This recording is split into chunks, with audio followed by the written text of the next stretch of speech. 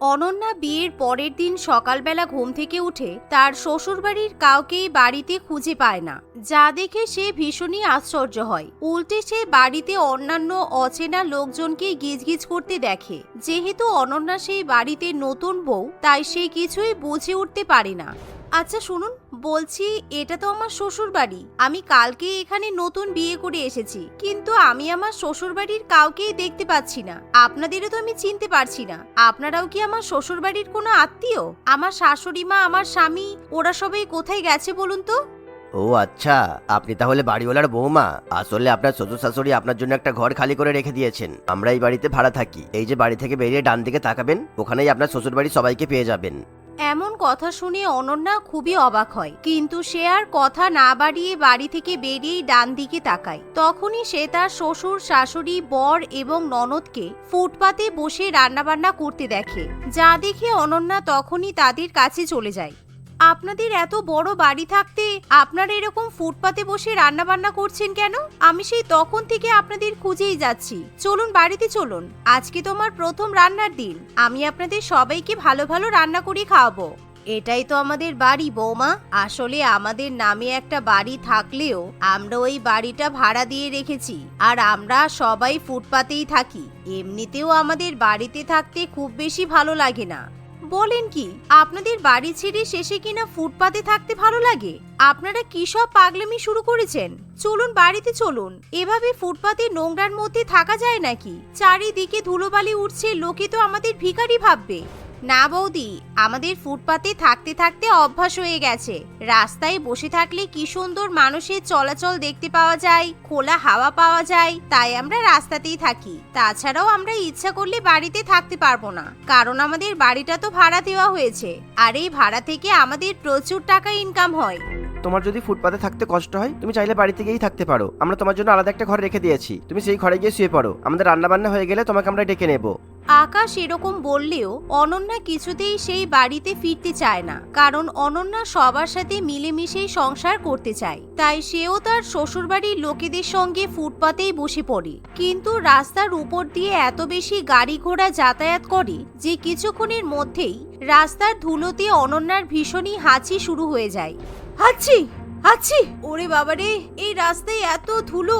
আমার তো এই ধুলোতে মনে হচ্ছে হাঁচি করতে করতে জীবনই চলে যাবে।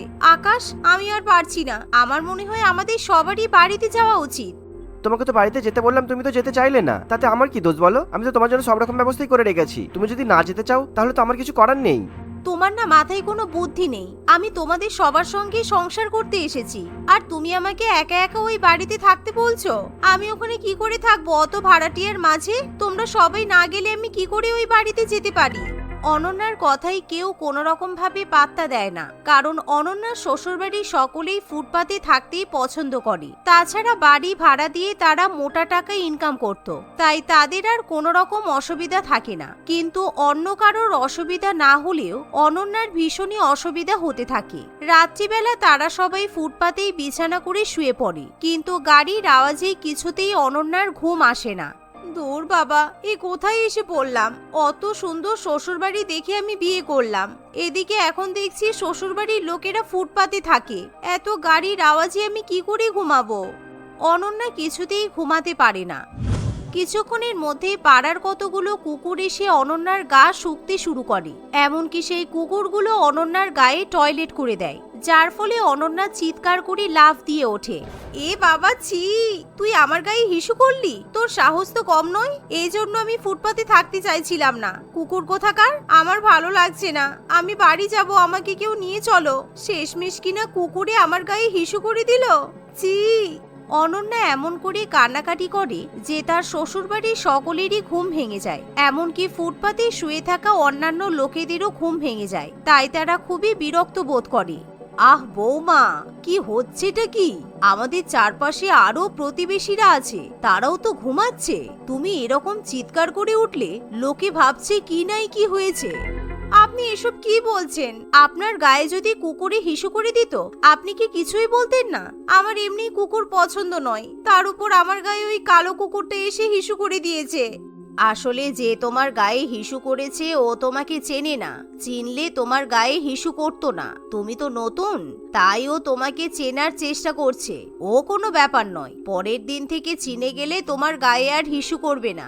এখন চুপচাপ ঘুমিয়ে পড়ো, আমাদের আর ঘুম ভাঙিয়ে বিরক্ত করো না, ঠিক আছে? এই বলে অরুণিমা দেবী এবং বাকিরা আবার শুয়ে পড়ে। কিন্তু অনন্যা কি করবে কিছুই বুঝে উঠতে পারে না, কারণ তার ফুটপাতে থাকতে ভীষণই ঘৃণা লাগে। কিন্তু সে চাইলেও তার পরিবারকে ছাড়া শ্বশুরবাড়িতে গিয়ে থাকতেও পারে না। দেখতে দেখতে এভাবেই সকাল হয়ে আসে। পরের দিন অনন্যা ফুটপাতে বসেই রান্না করতে শুরু করে। এমন সময় পাড়া প্রতিবেশীরা অনন্যার কাছে এসে বলে, বাবা, তোমার শাশুড়ি এত কিপটে যে তোমার মতো একটা সুন্দরী বউকে দিয়ে ফুটপাতে রান্না করাচ্ছে। ছি ছি ছি, এত সুন্দর একটা বউ বাড়ি থাকতে নিজের বৌমাকে ফুটপাতে রেখে দিয়েছে। তুমি এরকম বাড়িতে বিয়ে করলে কেন মা? বুঝতে পারছেন না, এই মেয়েটার শাশুড়ি আসলে একজন ঠকবাজ জোচ্চোর। নিশ্চয়ই ওকে ভুলিয়ে ভালিয়ে সম্পত্তির লোভ দেখিয়ে বিয়ে করেছে। আহারে বেচারি, তোমার জায়গায় অন্য কেউ থাকলে দুদিনেই সংসার ছেড়ে পালিয়ে যেত।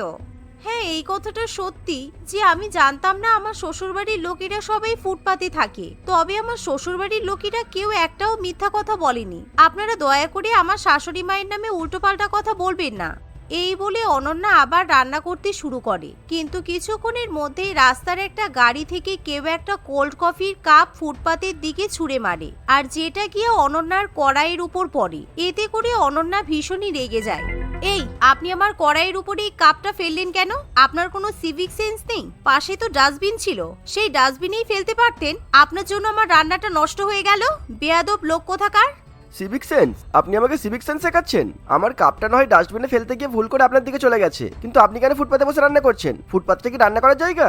দাঁড়ান, আমি এক্ষুনি পুলিশকে ডেকে আপনাদের সাফ করাচ্ছি। এই বলে সেই ব্যক্তি যখন পুলিশকে ফোন করতে যাবে, তখনই আকাশ এবং তার মা এসে সেই ব্যক্তিকে আটকায়। আরে আপনি কি করছেন? পুলিশ ডাকছেন কেন? এইটুকু ব্যাপারের জন্য পুলিশ ডাকার কোনো দরকার নেই। আসলে আমরা গরিব মানুষ, ঘর ভাড়া বাকি পড়েছে বলে বাড়িওয়ালা বাড়ি থেকে তাড়িয়ে দিয়েছে, তাই আমরা ফুটপাতে থাকছি। কিছুদিন বাদে আমরা অন্য বাড়িতে চলে যাব।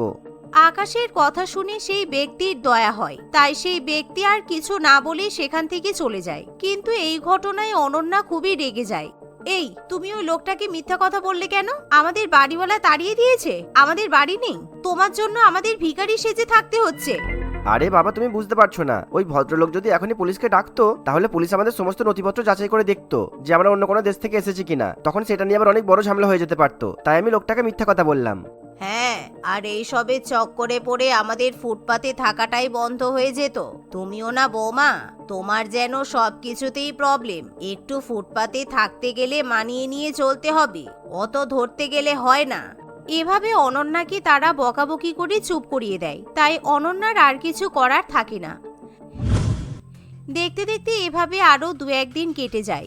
এরই মধ্যে একদিন সন্ধ্যাবেলা আকাশ কালো করে মেঘ ঘনিয়ে আসে আর প্রচন্ড বৃষ্টিপাত শুরু হয়। অনন্যা কোনো উপায় দেখতে না পেয়ে কাছাকাছি একটা শেডের নিচে গিয়ে আশ্রয় নেয়। দেখো তো, আজকে এত বৃষ্টি নামলো, এর মধ্যে কি ফুটপাতে শোয়া যায়? তার থেকে ভালো আমরা বাড়িতে চলে যাই, চলো। এরকম ঝড় বাদলা দুর্যোগের দিনে বাইরে না থাকাটাই ভালো। উফ বৌদি, তুমি যেই থেকে এসেছো শুধু বাড়ি যাই করেই যাচ্ছ। আজকে যে এত সুন্দর বৃষ্টি হচ্ছে, মাটির গন্ধ বেরোচ্ছে, এটা তোমার ভালো লাগছে না? আজকে তো এই রাস্তায় আমাদের দারুণ ঘুম হবে। দেখো, আমার মনে হয় না আমাদের এভাবে রাস্তায় শোয়াটা ঠিক হবে। কালকেই তো আমি নিউজে দেখলাম এমন অনেক গাড়ি আছে যেগুলো ফুটপাতের সঙ্গে অ্যাক্সিডেন্ট করে। আমাদের ফুটপাতে শুয়ে যদি কোনো ক্ষতি হয়ে যায়। ওহ বৌদি, তুমি থামো তো, তোমার শুধু নেগেটিভ চিন্তা ভাবনা। আসলে তুমি যাতে বাড়ির মধ্যে শুতে পারো সেই ব্যবস্থাই করছো, কিন্তু আমরাও তো কিছু কম চাই না। আমরা যখন বলেছি আমরা আজকে রাতে ফুটপাতেই ঘুমাবো, তার মানে আমরা ফুটপাতেই ঘুমাবো। অনন্যা অনেকবার বারণ করলেও কেউ অনন্যার কোনো কথাই পাত্তা দেয় না, ফলে অনন্যারও কিছু করার থাকে না। প্রত্যেকদিন এভাবে ধুলোবালি, ময়লা ইত্যাদি সহ্য করে অনন্যাকে রান্নাবান্না করতে হয়। রাত্রিবেলা গাড়ির আওয়াজে তার ঘুমও আসে না, কিন্তু তবুও অনন্যা তার শ্বশুরবাড়ির লোকেদের সঙ্গে মানিয়ে নেওয়ার চেষ্টা করে। কিন্তু হঠাৎ করে একদিন অনন্যার খুবই শরীর খারাপ করে, কারণ অনন্যা সবসময় অসময়ে খাওয়া দাওয়া করে এবং তার ঠিকমতো ঘুম হয় না। আমার গাটা কেমন যেন গোলাচ্ছে, ভীষণ বমি পাচ্ছে, চোয়া চোয়া ঢেকুর উঠছে, আমার ভীষণ মাথা ঘুরছে। আকাশ, এই মরেছে। অনন্যা, তুমি প্লিজ এখানে বমি করে ফেলো না, আমি সুন্দর করে বিছানা পেতেছি, চলো তুমি রাস্তার ধারে গিয়ে বমি করবে। আকাশের কথা শেষ হতে না হতে অনন্যা মাথা ঘুরে পড়ে যেতে শুরু করে, যা দেখে অনন্যার শাশুড়ি এবং ননদ এগিয়ে আসে এবং অনন্যাকে ধরে নেয়। তারা সবাই মিলে কোনো রকমে অনন্যাকে রাস্তার ওই পারে নিয়ে যায়। ঠিক এমন সময় একটা বড় ট্রাক এসে ফুটপাতে ধাক্কা মারে। ঠিক যেখানে অনন্যাদের বিছানা, বালিশ এবং অন্যান্য জিনিসপত্র ছিল, সেখানে একটা বড় গাড়ি এসে ধাক্কা মারে। এতে করে তাদের সম্পূর্ণ বিছানা, বালিশ, বাসনপত্র সমস্ত কিছু ভেঙে যায়, যা দেখে অনন্যার শ্বশুরবাড়ির লোকেরা খুবই ভয় পেয়ে যায়। এ বাবা, ভাগ্যিস আমরা ঠিক সময়ে এই পারে চলে আসলাম, না হলে ওই ট্রাকটা তো আমাদের গায়ের উপর দিয়ে চলে যেত, আর এতক্ষণে আমরা বেঁচে থাকতাম না। আমি তো অনেকদিন আগেই আপনাদের বলছি, এভাবে নিজেদের বাড়ি ছেড়ে ফুটপাতে থাকা উচিত নয়, কিন্তু আপনারা তো আমার কথা শুনতেই চান না। আজকে ভাগ্যের জোরে আমরা কিন্তু সবাই বেঁচে গেছি। কি সাংঘাতিক কাণ্ড! আমরা এতদিন ধরে ফুটপাতে থাকছি, কিন্তু কখনো এরকম হয়নি। আজকে সত্যিই যদি আমার বৌমার শরীর খারাপ না হতো, তাহলে তো আমরা মারাই পড়তাম। বৌমা, তুমি আমাদের বাঁচিয়ে নিলে। মা, এরপর আর আমাদের মনে হয় না আমাদের এভাবে ফুটপাতে থাকাটা ঠিক হবে। এতে আমাদের প্রাণ সংশয় আছে। এখন ফুটপাতে থাকতে কি নিজেদের জীবনটাই শেষ করে বসে থাকবো? হ্যাঁ, তুই ঠিকই বলছিস। আজকেই তো মাসের শেষ দিন। চল আমরা আমাদের বাড়িতে ফিরে যাই, আর ভাড়াটিয়াদের আমাদের বাড়ি থেকে উঠে যাওয়ার কথা বলি। থাক বাবা, আমার ফুটপাতে থাকার শখ মিটে গেছে। এভাবেই তারা সিদ্ধান্ত নেয় তারা আর কখনো ফুটপাতে থাকবে না। পরের দিনই তারা সবাই মিলে নিজেদের বাড়িতে ফিরে যায়, আর ভাড়াটিয়াদের অন্য বাড়িতে শিফট হয়ে যাওয়ার কথা বলে। এরই মধ্যে আকাশও নিজের জন্য একটা জব খুঁজে নেয়। এখন আকাশ টাকা ইনকাম করে নিয়ে আসে এবং সেই টাকা দিয়ে তাদের সংসার চলে। এভাবেই তারা সবাই ফুটপাত ছেড়ে সুখে শান্তিতে নিজেদের বাড়িতেই বসবাস করতে থাকে। উফ, আজ বাড়িতে মা নেই, গরমও সেরকম পড়েছে। এই সুযোগে আমি মন খুলে ফ্রুটি খেতে পারবো, মানা করার মতো কেউ নেই। ফ্রুটি যে কে বানিয়েছে কি জানি। Limca, 7 Up, Coca Cola, Pepsi সবকিছু থেকে সেরা। তবে যেই তৈরি করুক না কেন, সেও নিশ্চয়ই এটা প্রথমবার খাওয়ার পর আমার মতো ফ্রুটি পাগল হয়ে গিয়েছিল। মেঘা গরমে দুপুরে মনের সুখে ফ্রুটি খেতে থাকে। সে ফ্রুটি খাওয়ায় এতটাই ব্যস্ত ছিল যে কোনো দিকে তার কোনো খেয়ালই ছিল না। ঠিক তখনই তার মা অহনা দেবী সেখানে এসে তার মাথায় একটি চাটি মারলে তার মুখ থেকে ফ্রুটি বেরিয়ে যায়। তখন কে কে কে আমার মাথায় মারলো? বলি, তার কি মাথায় একটু বুদ্ধি হয়নি? আমি ফ্রুটি খাচ্ছি, চোখে দেখতে পাচ্ছে না নাকি? কে মারলো আমাকে? লেগেছে তাতে আমি দুঃখ পাচ্ছি না।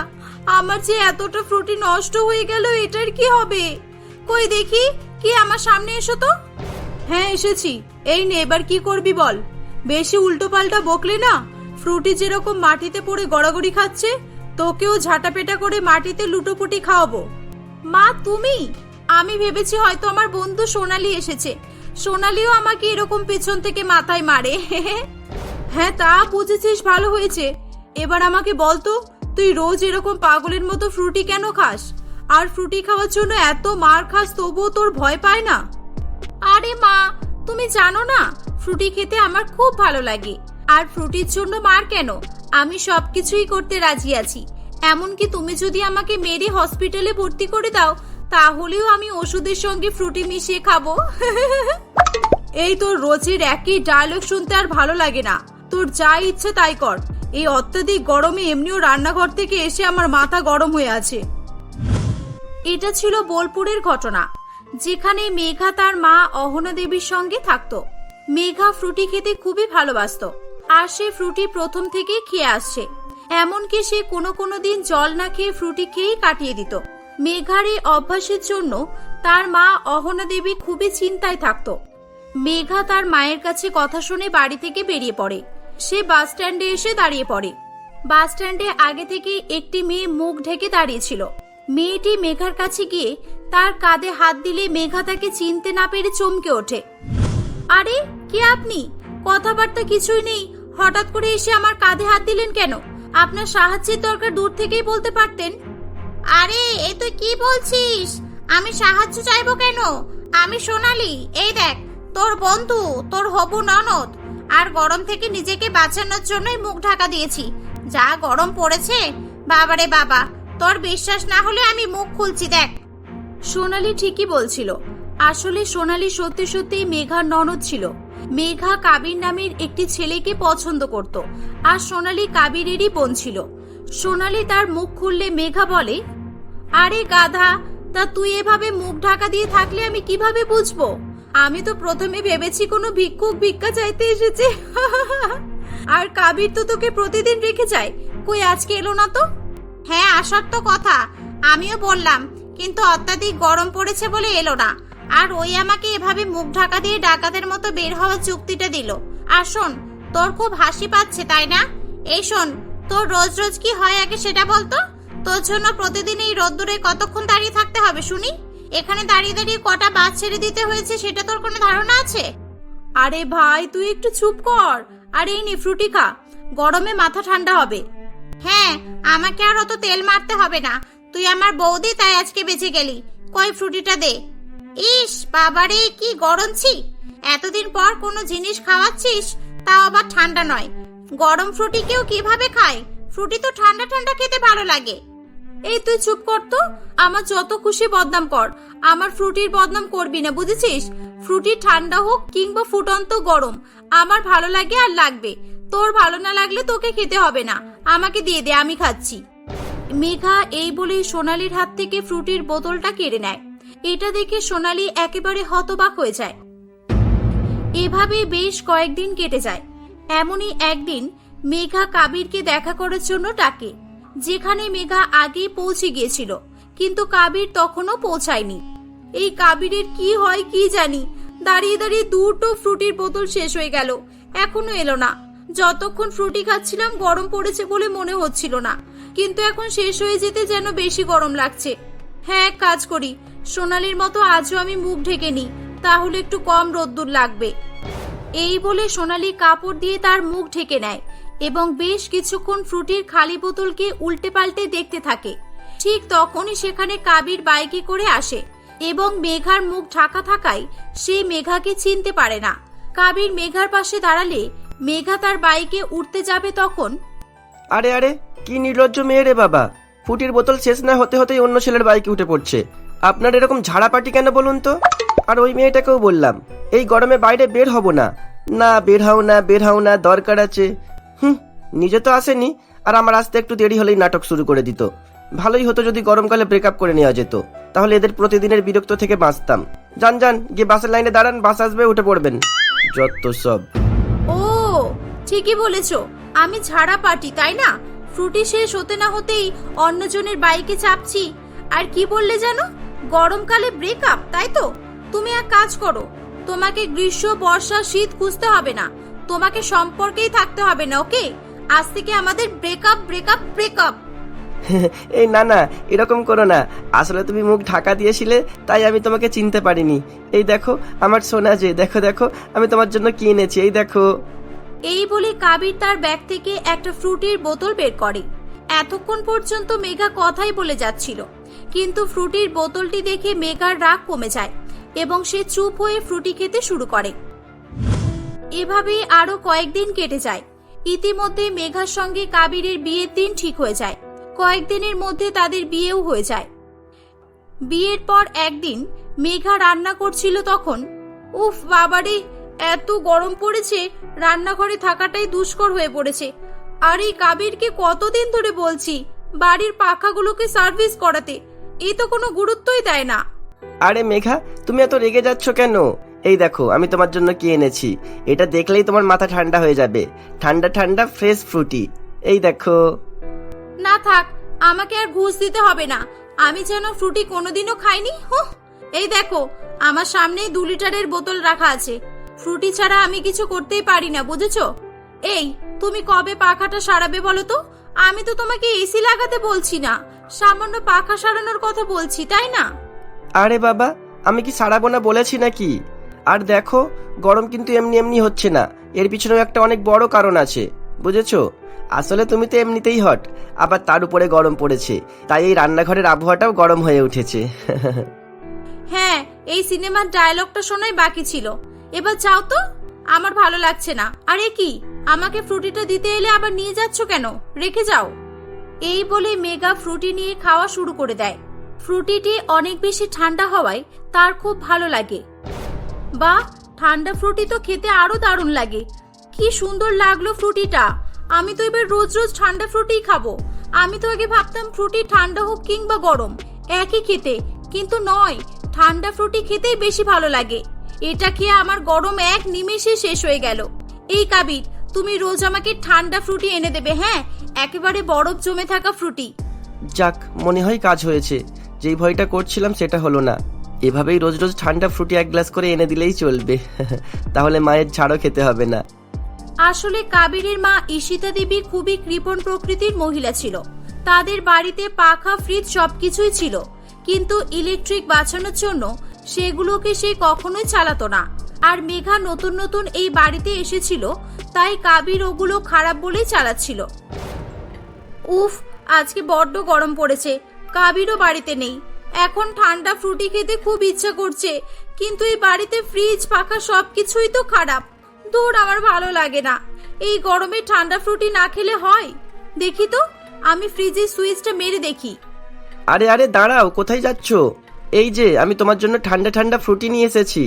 আমি তোমার জন্য দোকানে বলে সবচেয়ে ঠান্ডা ফ্রুটি নিয়ে এসেছি, বুঝেছো? কিন্তু কাবির, আমাদের তো ফ্রিজ আছে। তাহলে ফ্রুটি নিয়ে এসে ফ্রিজে রাখলেই তো হয়। তাহলে প্রতিদিন বাইরে থেকে কিনে আনতে হতো না। আর যখন ইচ্ছা হবে তখন ফ্রিজ খুলেই খেয়ে নেব। চুপ করো বৌমা, যা বলেছো। এই কথা তুমি আর দ্বিতীয়বার মুখেও আনবে না। তুমি সংসার চালাও না, তাই তুমি এসবের কিছুই বোঝো না। যেখানে 10 টাকার ফ্রুটি খেলেই তোমার গরম চলে যায়, সেখানে 10,000 টাকার ফ্রিজ চালানোর কি দরকার?